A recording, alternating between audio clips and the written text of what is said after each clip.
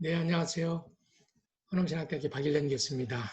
이제 무더운 여름날 계절학기 수업을 하시는 여러분께 진심으로 감사를 드리고, 어, 이제 벌써 반절이 지났습니다. 오늘 7주, 또 8주 이렇게 시작이 되는데요.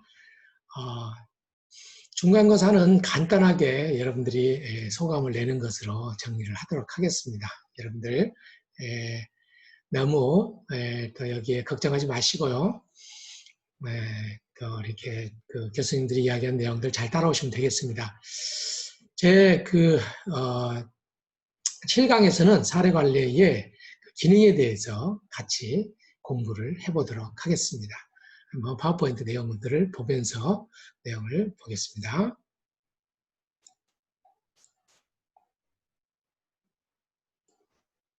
네.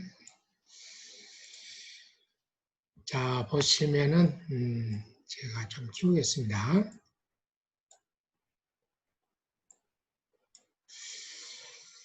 네. 자, 사례관리의 출석이 있죠. 여기 이것을 저리 가져가겠습니다.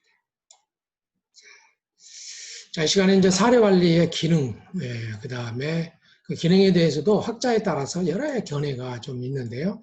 어떤 견해가 있는지, 그 다음에 이걸 종합해서 사례관리는 어떤 주요한 기능들이 있는지에 대해서 알아보도록 하겠습니다.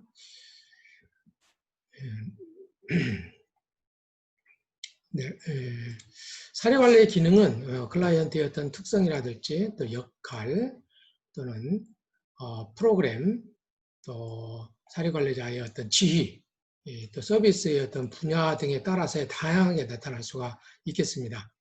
사례관리 실천에서 그 역할과 기능을 종종 혼동하는 경우가 있는데요. 기능과 실천 과정의 주요 요소들과 주로 혼동하는 경우도 조금 있는 것 같아요. 비슷한 것 같은데 약간 좀 차이가 있다는 거. 그 역할은 일정한 자격을 가지고 자신이 해야 할 맡은 바의 일을 할 수 있지만 기능은 일정한 분야에서 어떠한 일을 해낼 수 있는 어떤 능력이라고 할 수가 있겠다. 예, 능력이라.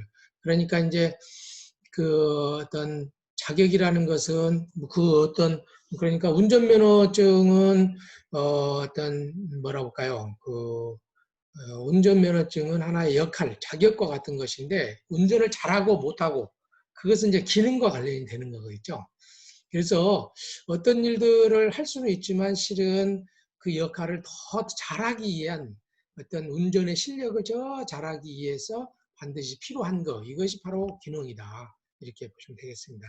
그래서 사례관리의 실천의 주요 요소인 출장 원조, 실은 출장이라니까 아울리치, 직접적으로 클라이언트가 있는데 참여하고, 그 다음에 클라이언트가 접수를 이제 우리 서비스 대상자를 접수하고, 사회복지는 이 계약이라는 게 굉장히 중요합니다. 우리가 도움을 주고 싶어도 클라이언트가 그걸 원치 않으면 안 되니까 이 서비스를 받는 대상과의 계약이 필요하다. 그 다음에 이제 클라이언트가 필요한 욕구가 무엇이고 자원이 무엇이고 계획을 도와줄 수 있는 것이 무엇인지를 평가하는, 사정하는 것이 필요하고 어떻게 도와줄 것인가 기획하고 그 다음에 필요한 서비스를 연결하고 중간에 서비스를 또 이렇게 욕구와 자원 간의 연결을 하고 직접적으로 실행해보고 그 뒤에 서비스가 어떻게 잘 됐는지 모니터링 해보고 그 다음에 모니터링 과정에서 잘한 건가 그러지 않는 걸 평가를 해보고 서비스를 종결하는 이러한 과정으로 보는 것 등을 사례관리 기능으로 보는 것은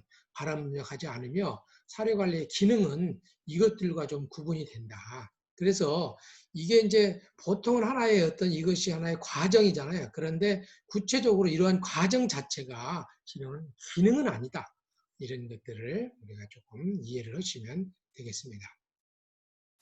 자, 그래서 그렇다면 과연 이러한 그 과정상에 생기는 것들과 약간은 좀 차이가 좀 있겠지만 그런 기능에 어떠한 내용들이 있는지 한번 살펴보면요. 사례관리의 기능은 역할 및 실천 과정의 주요 요소들과 구분되며 클라이언트와 필요한 서비스의 연결, 비공식 지원 체계를 포함한 사회관계망의 상호작용을 촉진, 또 사회 자원의 개발, 사례관리 기능, 상호 간의 조정, 상담, 분쟁 조정, 옹호, 사례 관리 등이라고 할 수가 있겠습니다. 그래서 주요 기능은 필요한 서비스의 연결, 사회관계망의 상호작용 촉진, 욕구 충족 및 문제 해결 역량 강화, 또 서비스 제공기관 상호 간의 조정, 클라이언트에 대한 옹호, 이렇게 5가지로 볼 수 있겠습니다. 자, 다음 구체적으로 한번 주요 기능을 한번 알아보면요. 클라이언트와 서비스를 연결하는 거 가장 중요한 측면이 있는 거죠. 서비스와 연결. 그러면 이제 클라이언트도 알고 뒤에 있는 서비스도 알아야 되겠죠. 그래서 사회복사는 평소에 클라이언트의 심리, 사회적인 부분들을 잘 아는 그런 측면도 중요하고 지역에 어떤 이 클라이언트를 도와줄 수 있는 자원이 어디 있는가를 늘 모든 것 활용하는 것들이 좀 필요하다. 그래서 클라이언트와 필요한 서비스의 연결은 사례관리 기능 중 가장 중요한 기능이죠. 중매쟁이가 굉장히 중요한 거죠. 그래서 사회복지는 직접적으로 클라이언트에게 서비스를 제공을 하는 그런 것도 중요하겠지만요. 내가 가진 것을 클라이언트에게 필요한 지역에 있는 자원과 부지런히 연결시키는, 그렇게 본다고 그러면 사회복지는요, 혼자 하는 게 전혀 아니다. 그래서 지역에 있는 클라이언트의 문제를 지역의 모든 사람들이 같이 연계해서 할 수 있도록 만들어주는 그러한 것들이 굉장히 중요한 측면이 되겠습니다. 그래서 이러한 클라이언트의 욕구를 충족시키고 문제를 해결하며 사회적 기능을 향상시키기 위해서 필요한 유용한 서비스와 권리를 클라이언트에게 위임하고 양도하는 것, 쓸 수 있도록 이렇게 해주는 것이다.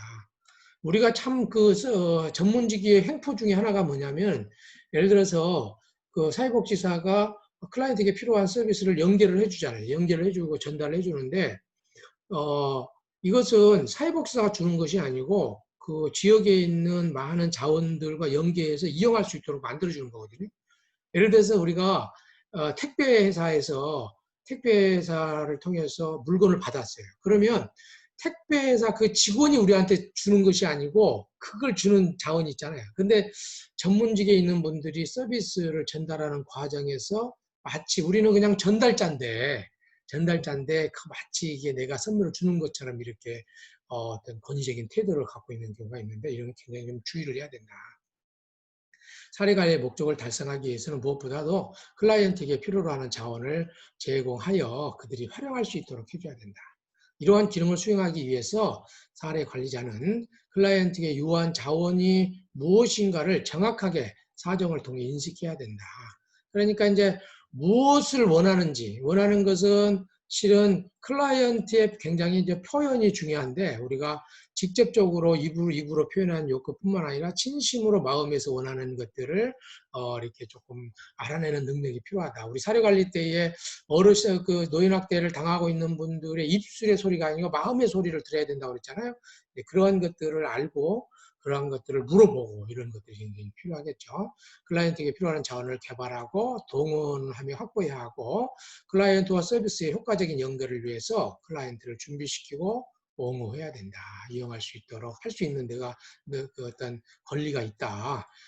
이런 것들을 어떤 그 의식을 조금 더 함양시키는 것들이 좀 필요하겠습니다.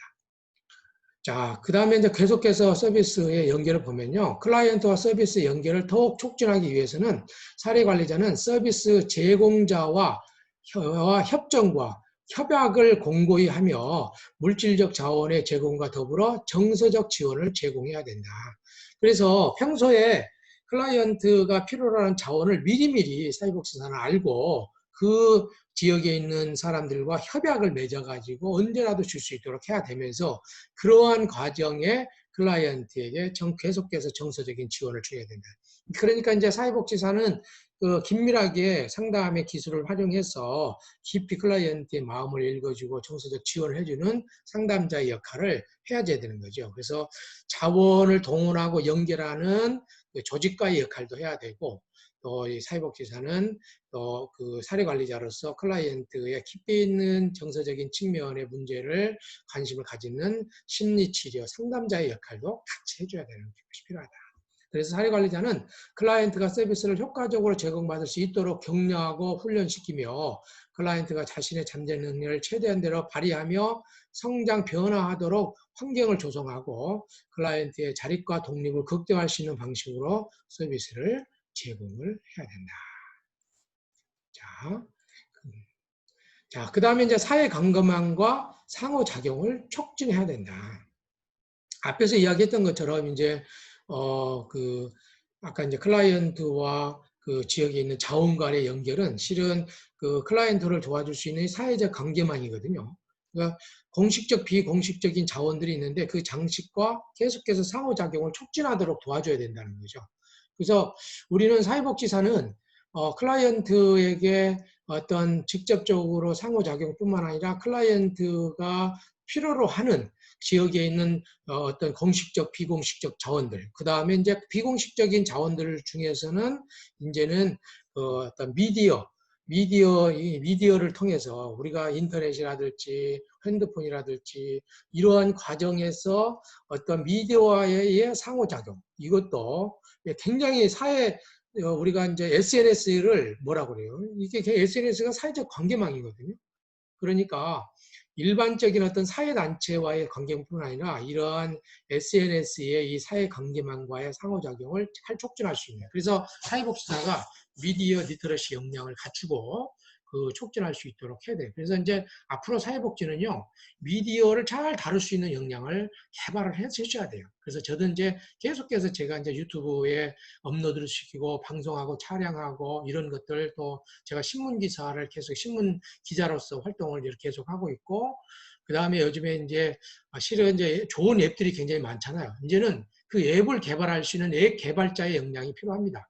그래서 내가 하고 있는 상담이나 사회복지사로서의 일을 할 때 더 효과적으로 할 수 있는, 그러니까 뭐 클라이언트의 상담 일지를 내가 개발된 앱을 통해서 간단히 한다든지, 또는 사회관계망 같은 것을 내가 연결될 수 있는 어떤 사회적 자원을 내가 개발한 앱을 통해 가지고 거기다 한다든지, 이런 것들이 필요하다는 거죠. 제가 해보니까요, 옛날에는 앱 개발하려고 그러면 프로그램 코딩 기술이 있는데 앱을 개발할 수 있는 또 앱이 있어요.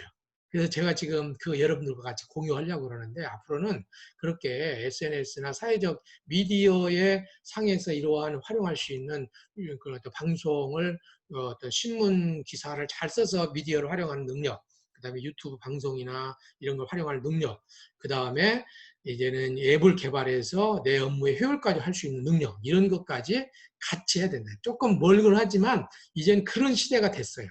이것은 이제 여러분들 자체가 먼저 이렇게 그러한 능력을 해서 여러분들 자체가 업글 인간이 돼야 돼요. 업글 사회복지사가 돼야 된다. 업그레이드된 사회복지사로서 여러분들 스스로가 살아갈 때에, 그래서 여러분들이 여러분 나이에 맞는 사회복지를 여러분들 스스로 할 때에 여러분들이 다른 클라이언트에게 서비스 줄 수 있다는 것을 여러분들이 아셔야 된다. 부분들 기억하시면 되겠습니다. 사회 관계망의 사용작용 굉장히 중요한 길이다. 사회 관계망을 통해서 클라이언트의 욕구 충족과 문제 해결을 위해 필요한 서비스를 제공받을 수 있으며 정서적 지지, 상담, 조언, 옹호도 할 수 있다. 사회적 관계망은 다른 지원 체계보다 클라이언트에게 안락하고 개별적이며 신속하고 융통성이 있는 서비스를 제공할 수 있는 훌륭한 사회 자원이다. 그렇죠? 개인이 도와준 것보다는 이렇게 어떤 조직과 조직과 연결해 주는 게 굉장히 중요하죠. 클라이언트에게 서비스를 제공할 수 있는 사회적 관계망에는 가족이라든지 친척이라든지 친구라든지 이웃이라든지 직장 동료라든지 종교 단체라든지 자조 집단이라든지 자원봉사, 공식 서비스 제공자 등이 여기에 다 사회적 관계망에는 공식적, 비공식적 자원들, 또는 이제 눈에 보이는 자원뿐만 아니라 미디어 같은 보이지 않는 자원, 이런 것까지 다 포괄하는 것이 필요합니다. 그래서 이제 사례관리 실천에서 사회 관계망은 클라이언트에게 서비스를 제공할 수 있는 유용한 사회 자원이기 때문에 클라이언트와 사회 자원과의 긴밀한 관계는 매우 중요하다. 이런 측면에서 사례관리는 클라이언트와 사회 관계망과의 상호작용을 촉진하며 클라이언트의 욕구 충족, 문제 해결, 사회 적응, 생활의 만족, 정서적 안정 등에 기여할 수 있다. 사례자는 클라이언트와 사회 관계망과의 상호작용 촉진의 기능을 더욱 강화하기 위해 가족, 가족과 친밀한 관계 유지, 친척, 친구, 이웃, 직장 동료와의 지속적인 교류, 종교단체와의 참여와 협력, 자녀집단의 결성과 지도, 자원봉사의 개발과 활용 등을 위해서 끊임없이 노력해야 된다. 달리 이야기하면 사회복지사는요, 클라이언트가 욕구가 무엇이고 옹호하고 격려해서 그런 자원을 잘 활용할 수 있도록 해야 될 뿐더러 이를 도와줄 수 있는 공식적, 비공식적 자원들이 클라이언트를 잘 도와줄 수 있도록 그들을 관리하는 것도 필요하다는 거죠. 사회복지사가 두 가지 역할을 해야 되는 것이요. 힘들지 않겠냐 생각할 수 있지만 너무 멋지지 않습니까, 저는? 어렵고 힘들어하는 사람을 위해서 클라이언트도 관리할 뿐더러 도움을 주고 있는 사람들이 그 도움을 정말로 가치 있게 의미 있게 줄 수 있도록 잘 관리해 주는 거예요. 자원봉사를 잘 관리해 주는 거죠. 그래서 그분들이 같이 이렇게 줬을 때 공동체가 발려지니까 저는 기독교 사회복지 실천가로서 기독교인이라고 그러면 선한 사마리아인처럼 이런 활동을 한다는 것이 굉장히 중요하다. 그래서 서비스를 받는 대상뿐만 아니라 제공하는 대상자들을 잘 관리해서 만족스럽게 지속해서 줄 수 있도록 하는 것이 사회복지사로서 굉장히 중요하다는 것을 여러분들이 이해하시면 되겠습니다. 자, 세 번째, 욕구 충족 및 문제 해결 역량을 강화해야 된다. 예, 그렇죠. 사회관리는 클라이언트에게 스스로 욕구를 충족하고, 굉장히 이게 스스로 충족해요. 클라이언트 사회복지사가 늘 옆에 있을 수 없기 때문에 스스로 욕구를 충족하고 문제를 해결할 수 있는 역량을 강화시킬 수 있도록 하는 겁니다. 역량을 강화한다. 자, 임파워먼트를 해줘야 되는 거죠. 계속해서 클라이언트가 어떤 그 의존심을 하는 것이 아니고 스스로 지역에 있는 자원들, 그러니까 지역에 있는 자원들을 잘 활용해서 자기 욕구를 충족할 수 있도록 만들어주는 것이 굉장히 중요하다는 거죠. 그래서 사례관리의 근본적인 목적 중에 하나가 클라이언트의 사회적 기능을 향상시키는 것이기 때문에 사례관리를 통한 과정을 통해서 클라이언트 스스로 자신의 욕구 충족 및 문제를 해결할 수 있는 능력을 높이는 계기가 될 수 있도록 해야 된다. 이런 굉장히 중요한 측면이 좀 있겠습니다. 자, 그래서 더 보면 사례관리자는 클라이언트와 가족이 지역사회 내에서 욕구를 충족할 수 있는 자원을 확보할 수 있도록 정보를 제공하고 문제해결 능력을 높일 수 있도록 교육과 역할 연습을 시키거나 대인관계 기술, 생활기술, 사회화 기술 등을 가르치며 클라이언트가 자기결정권을 행사할 수 있도록 해줘야 됩니다. 참 자기결정권이라는 게 굉장히 중요해요. 예, 제가 이제 우리 청소년 화이트놀이터 합의하면서요, 제가 되도록이면은 우리 학생들이 어떤 일들을 하고 어떻게 할 것인가에 대해서 스스로 결정하도록 하거든요. 그렇게 할 때하고 제가 결정해서 어떤 업무를 줄 때하고요, 아이들이 이거 하면서 즐거움이 좀 다르더라고요. 예, 즐거움이 달라요. 그래서 스스로 결정한 거에 대해서는 굉장히 재밌게 하는데 누가 시켜서 한다 그러면 굉장히 힘들어 하더라고요, 이게. 그래서 이렇게 스스로 자기가 결정해서 할 수 있도록 만들어주는 거, 이것이 굉장히 그래서 중요하다는 거 여러분들이 이해하시면 되겠습니다. 사례관리자는 클라이언트가 스스로 자신의 문제를 해결할 수 있도록 동기를 부여하거나 격려하고 권한부여를 통해서 클라이언트가 자신의 문제를 해결할 수 있는 자원이나 권리에 접근할 수 있도록 해주는 것이 중요하다. 자, 그 다음에 이제 서비스 기관과 서비스 제공 기관과 상호작용을 조정을 해줘야 된다. 서비스 제공기관 상호 간의 조정은 공식적인 정책이나 비공식 기관 상호 간의 협정을 통하여서 기관들 사이의 연계를 촉진함으로써 사례관리의 효과성을 높이게 해야 된다. 그러니까 예를 들어서 어떤 독거노인 같은 경우에는요, 사회복지관에서 도움을 줘야 되고요, 공무원, 동사무소에도 도움을 줘야 되고, 또 어떤 경우에는요, 보건소에도 도움을 줘야 돼요. 그러니까 이 기관 간의 긴밀한 연계를 통해서 이게 서비스가 어떤 서비스를 조정하고 연계하는 것이 너무 한쪽 하는 서비스가 이렇게 중복되지 않도록 하는 것이고, 어떤 경우를 보면요, 제가 복지관에 근무할 때 보면은 12월 달에 김장김치 사업 같은 거잖아요. 요때 보면요, 보건소에서도 김장김치 갖다 줘, 복지관에서도 갖다 줘, 동사무소 갖다 줘. 그래서 보니까요, 창고에 김치가 너무 많이 싸져 있는 거예요. 그래서 이제 요즘에 사례관리는요, 그런 동사무소에서 같이 하나의 파일로 해가지고 연계해요.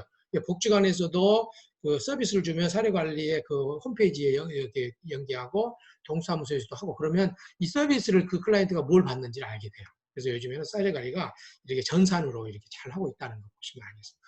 사례관리가 클라이언트의 복합적이고 장기적 욕구를 충족시키고 문제를 해결하기 위해서 다양한 공급 주체의 서비스를 연결, 통합, 조정하는 것이기 때문에 다양한 서비스 제공기관 상호 간의 조정은 사례관리의 중요 기능 중에 하나다는 거 여러분들이 이해하시면 되겠습니다. 자, 그래서 또 구체적으로 보면 제공기관의 상호 간의 조정에서 공식적인 정책은 국가나 지방자치단체의 정책적인 차원에서 이루어지며 비공식적인 협정은 서비스 제공기관의 행정적 차원에서 이루어지거나 사례관리자에 의해서 프로그램 차원에서 이루어진다. 그래서 사례관리자는요, 지역에 있는 서비스 기관들과 늘 잘 긴밀한 연계관계를 해주는 것이 필요하다. 기관 상호 간의 협정은 서비스의 유형, 클라이언트 수, 재정적 여건 등과 밀접하게 관련이 있으며 프로그램이 시작되거나 프로그램 진행 중에 언제라도 좀 이루어질 수 있는 그러한 측면들이 있겠습니다.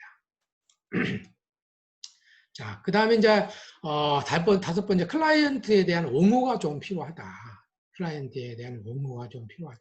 자, 사례관리 주요 기능 중에 하나는 이 옹호, 이 옹호 굉장히 애드보커시를 해주는 거. 예를 들어서 이제 치매 노인이라든지 아니면은 정신 지적 장애를 갖고 있는 사람들은 자기 자신을 대변을 못 하잖아요. 예를 들어 성폭력이라든지 아동학대 같은 경우에는 사회복지사가 그 클라이언트가 자기를 대변하지 못해요. 그럴 경우에는 그 클라이언트를 대신해서 옹호 활동을 해줘요. 대변하는 역할을 해줘야 된다는 거죠. 클라이언트의 자기 능력을 제공받을 수 없는 서비스 또는 자원을 획득할 수 있도록 하거나 클라이언트를 불리하게 적용하는 현재의 정책 절차 또는 관례를 수정하기 위하거나 또는 필요한 자원 또는 서비스를 제공할 수 있도록 새로운 입법 또는 정책을 조정하기 위해서 클라이언트와 함께 클라이언트를 위해서 일하는 과정이다. 이것은 클라이언트의 개인 또는 클라이언트의 집단에게 서비스의 공정성을 보장하기 위해서 중재하는 노력이며 클라이언트를 대신하여 주장하고 논쟁하고 교섭하고 협상하고 환경을 조작하는 것을 표현하다. 그래서 대신해서 해줘야 된다는 거죠. 그래서 이제 이러한 측면들 굉장히 중요한, 그래서 옹호자로서의 사회복지사의 역할, 이것이 우리가 사회복지사로서 중요한 역할이라는 거 여러분들이 이해하시면 되겠습니다. 그래서 이제 구체적으로 또 옹호의 역할을 보면요, 어떤 그 옹호는 이렇게 케이스 애드보커시하고 또는 클래스 애드보커시 두 가지 나는데요. 개별 클라이언트의 욕구를 충족시키는 대인 서비스 체계와 가족 지원 체계에 미치는 과정을 사례 옹호라고 한다. 개별 클라이언트 욕구를. 계급 옹호라는 것은 클라이언트가 속해 있는 집단의 사람들에게 서비스를 제공하는 대인 서비스 체계와 가족 지원 체계의 능력의 결함에 영향을 미치는 과정이다. 전체 집단에 영향을 미치는. 그래서 예를 들어서 시에서 장애인들을 위한 어떤 정책을 만들 때에 거기에 사례관리자가 참여해서 전체 장애인들에게 유리하게 할 수 있도록 만들어주는 것은 전체잖아요. 그런데 이제 개인은 개개인의 어떤 욕구에 따라서 그 서비스를 대신해서 하는 경우를 바로 사례 옹호라고 좀 할 수가 있겠습니다. 자, 그래서 이제 이 옹호는 클라이언트를 옹호하기 위해서 그 클라이언트 옹호의 상황에 따라서 적절한 표적을 선택해야 된다. 무엇을 어떤 대상을 중심으로 우리가 그 어떤 클라이언트 유익을 위해서 할 것인지 정해야 되고, 협상, 지휘계통의 활용, 법적인 호소, 대중매체 폭로, 집단과의 제휴, 제도적 조직의 활용 등을 필요로 하여 필요한 서비스가 제공될 수 있도록 해야 된다. 옹호라는 것은요, 실은 클라이언트가 지금 취약계층인데 취약계층의 서비스를 주는 기관이 굉장히 제도가 상당히 힘 있는 기관이에요. 그런 경우에는 예를 들어서 지금 협상을 하든지 아니면은 예를 들어서 그 지역에 있는 어떤 예를 들어서 뭐 공무원 지역 담당 공무원이 뭐 불친절한다.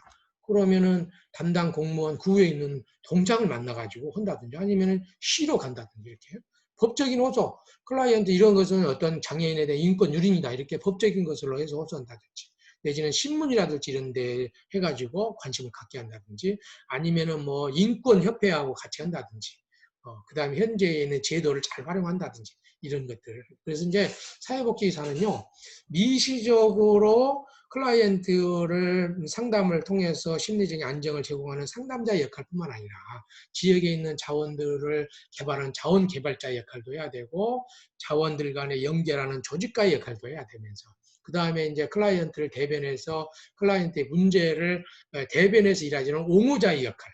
그래서 집단 활동들, 그래서 막 데모크라시 할 수 있는 그런 역할이 필요한 거죠. 그래서 사회복지사는요, 미시절, 아주 마이크로한 소셜 워크부터 시작해서 메이저 소셜 워크, 그 다음에 매크로 소셜 워크까지 이 세 가지가 다 사회복지사예요.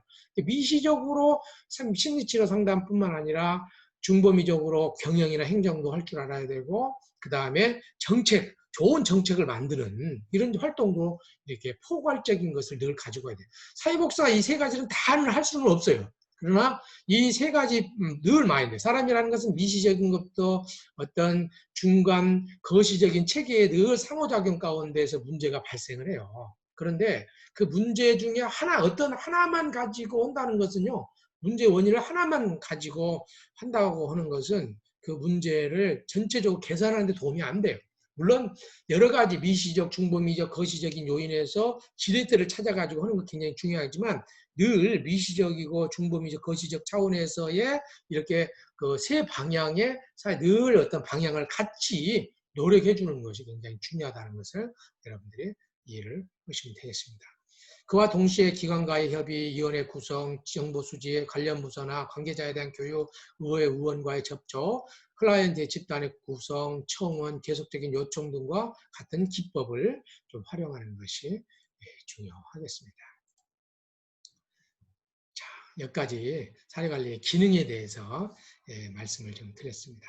그래서 앞서 제가 이제 설명했었던 것처럼 이 사례관리의 기능과 역할이라는 것은 단순하게 우리가 운전면허증에 운전면허에 어떤 면허증이 있는 것이라고 그러면 기능이라는 것은 사례관리를 잘 할 수 있는 운전의 실력인 것처럼 사례관리의 기능이라는 것은 사례관리를 잘하기 위해서 이 부분들이 핵심적인 키워드라는 거죠.